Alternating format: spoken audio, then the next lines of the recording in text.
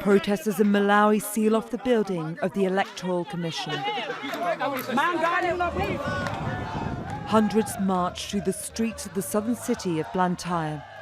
Only a few manage to get past police barricades. A protest leader says he will only take the chains off when the Commission's chairwoman Jane Ansah and her staff resign. Actually, we have sealed the gates of MEC because all what we need is this personnel in this office should resign. So we don't want them to get inside this room. In the capital Lilongwe, people also marched towards the offices of the Electoral Commission. It had given President Peter Mutharika a narrow win in last year's election. But the court accused the Commission of numerous inconsistencies that included using correction fluid on ballot sheets. Jane Ansah denies accusations the results had been altered. On the materials that we sent, we indeed did not include the TPEX. And even during training, we told the trainees that TPEX is not allowed. But in court, one election commission member pointed the blame at Ansah. The instructions were given by the chair to the CO. At the time that the CO was getting instructions, we were not even involved as commission. I think it just happened bilaterally.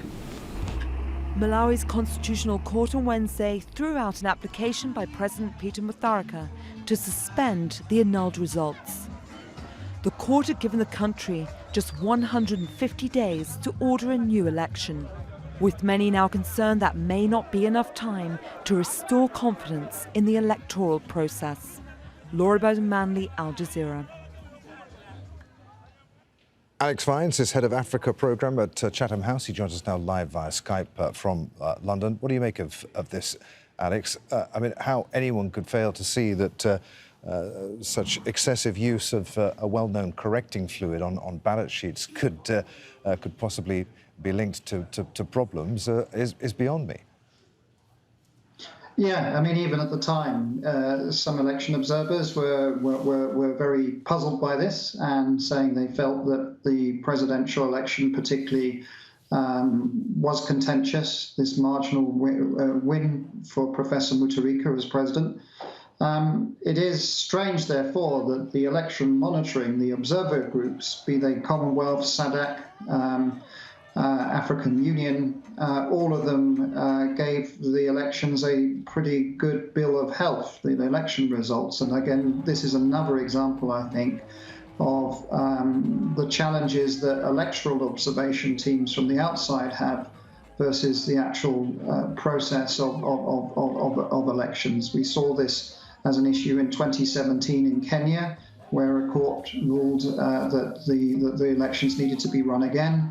In 2017, there was a challenge over the presidential elections in Liberia for the second round. In the end, the court deemed that that could go ahead.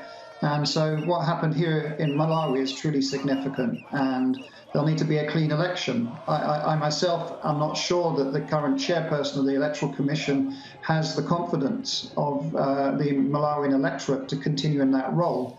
And so I think she probably does need to consider her position. I was going to ask you, I mean, how does Malawi move forward from here? How does it ensure that elections in the future, indeed if this election is itself rerun, how does it ensure they're free and fair?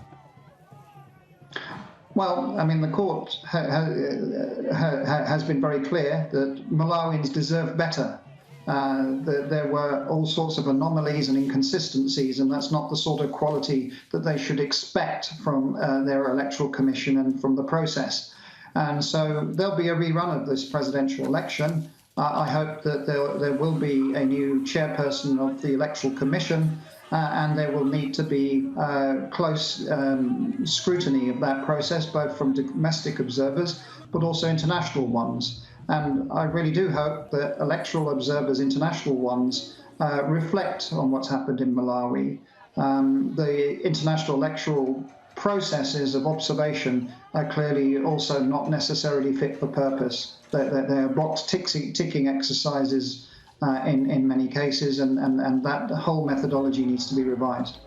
Alex, really good to talk to you. Many thanks indeed. Alex Vines there from Chatham House, speaking via Skype from London.